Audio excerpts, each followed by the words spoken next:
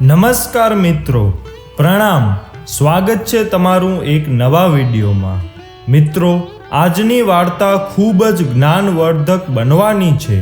જો વાર્તા પસંદ આવે તો વિડીયોને લાઈક અને આપણી ચેનલને સબસ્ક્રાઈબ જરૂરથી કરજો. તો ચાલો શરૂ કરીએ આજની વાર્તા. વહુ ક્યાં મરી ગઈ? અંદરથી અવાજ આવ્યો. હું જીવતી છું માજી, તો પછી મારી ચા હજી કેમ નથી આવી?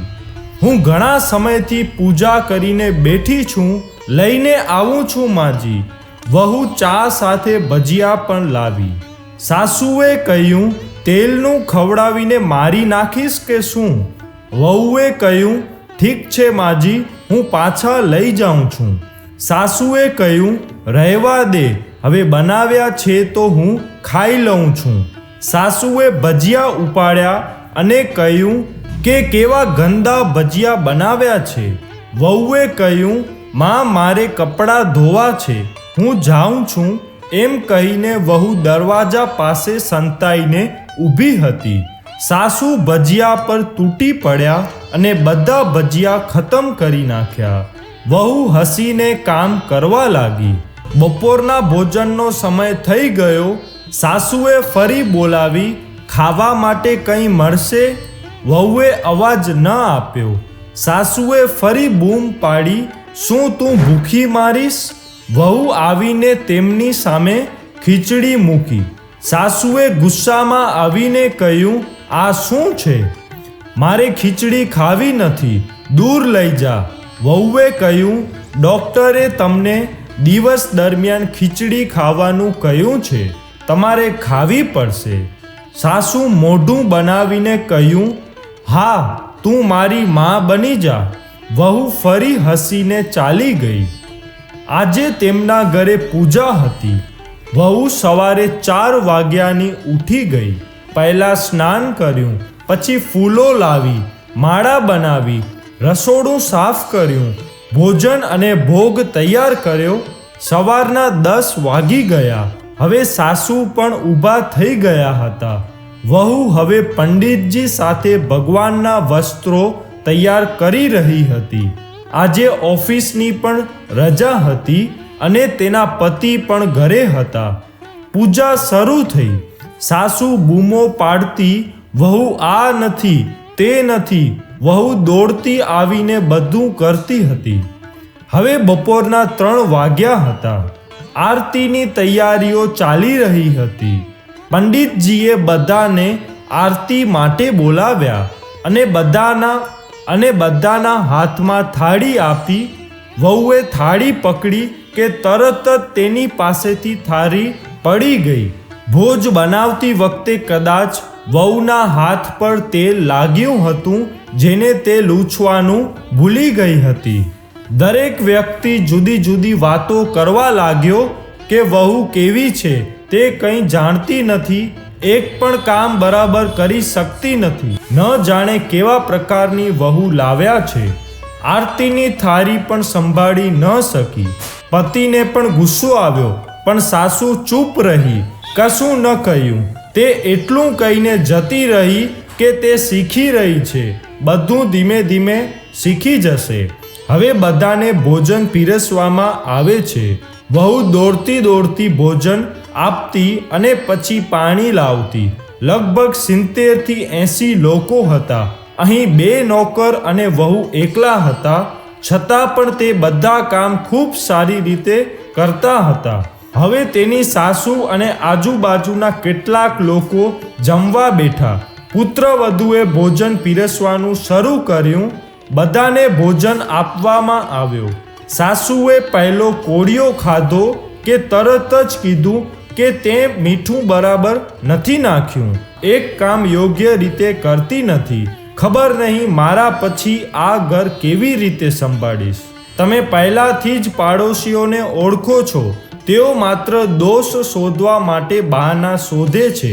પછી તેઓ બધા શરૂ થયા, આવો ખોરાક, આવી વહુ વગેરે. દિવસનો ભોજન પૂરું થયું. હવે વહુ નોકરો સાથે વાસણ સાફ કરવા લાગી. રાત્રે જાગરણનો કાર્યક્રમ રાખવામાં આવ્યો હતો. વહુ પણ એક બે ગીતો ગાવા સ્ટેજ પર ચડી ગઈ. સાસુએ જોરથી બૂમ પાડી, મારો નાક ન કપાવતી, જો તને ગાતા આવડતું ન હોય તો ગાજે નહીં, પાછી આવતી રહે. વહુએ હસીને ગાવાનું શરૂ કર્યું. બધાએ તેના ગાવાના વખાણ કર્યા, પણ સાસુએ ફૂલેલા મોઢે કહ્યું, હું મારી યુવાનીમાં આના કરતાં પણ વધુ સારું ગાતી હતી, તને તો કશું નથી આવડતું. વહુ હસીને ચાલી ગઈ.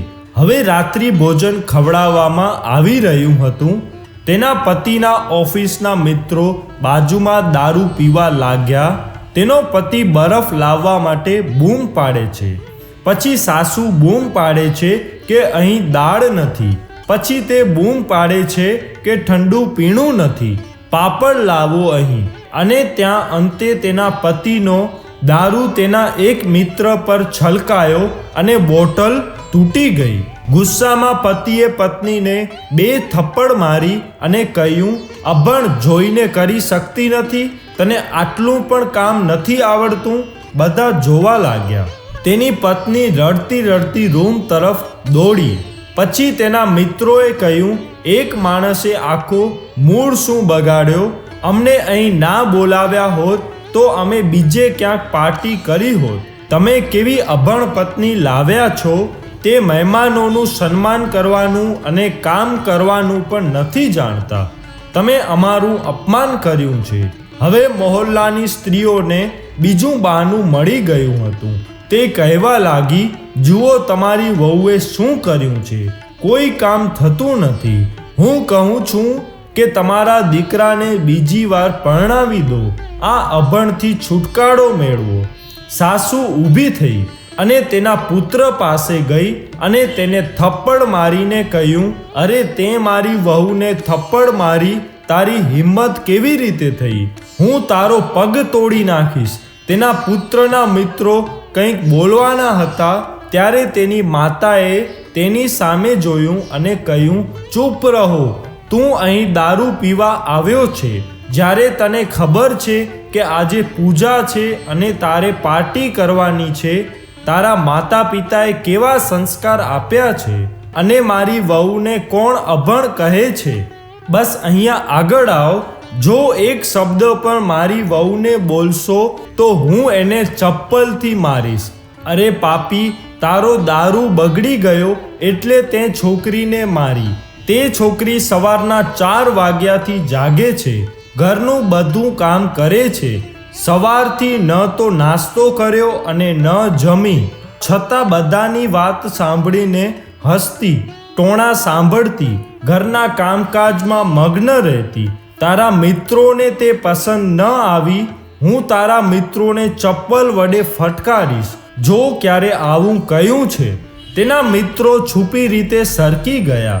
હવે સાસુ વહુના રૂમમાં ગયા અને વહુનો હાથ પકડીને બહાર લઈ આવ્યા. તેમણે બધાની સામે કહ્યું, જેણે તેમણે કહ્યું હતું કે તેમની વહુને ઘરની બહાર કાઢી નાખો અને બીજી વહુને લઈ આવો, જરા આગળ આવો. કોઈ આગળ ન આવ્યો. ત્યારે સાસુએ કહ્યું, આ છોકરી વિશે તમને શું ખબર છે? તે મારી માં અને દીકરી પણ છે. તેથી જ માં મને ખોટું કરવાના બદલે ઠપકો આપે છે અને દીકરી મારા દિલની લાગણી સમજે છે. દિવસ રાત મારી સેવા કરે છે, મારા 1000 ટોણા સાંભળે છે, પણ એક શબ્દ પણ ખોટો નથી કહેતી, ના આગળ ના પાછળ. અને તમે કહો છો કે બીજી વહુ લાવો.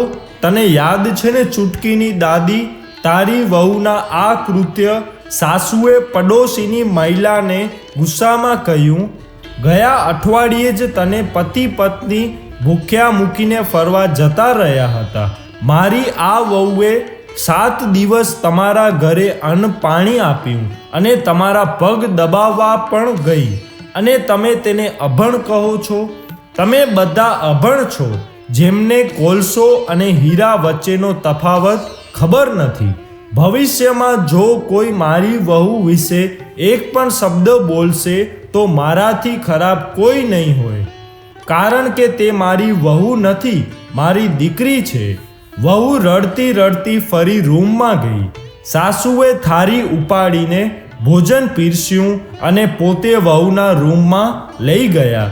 જ્યારે સાસુને ખાવાનો લાવતા જોઈ ત્યારે વહુ બોલી, અરે માં, તમે શું કરો છો? હું જાતે લઈ લેત. સાસુએ પ્રેમથી ટોણો મારતા કહ્યું, ગભરાઈશ નહીં, આમાં ઝેર નથી, હું તને નહીં મારી નાખું. અને નવી સાસુ જોઈતી હશે તો પણ હું હજી પણ તને જ મારા ઘરની વહુ તરીકે ઈચ્છું છું. વહુએ રડતા રડતા સાસુને ગળે લગાવી લીધા. સાસુ પણ પહેલી વાર રડ્યા અને કહ્યું, ચાલ જઈને ભોજન કરીએ. પછી તેના આંસુ લૂછતા તેણે કહ્યું, અરે તું મારી વહુ નથી, તું મારી દીકરી છે.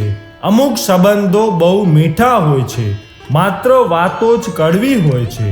વહુને પ્રેમ આપો, તે તમારા પરિવાર માટે પોતાના ઘરનું આંગણું છોડીને આવે છે.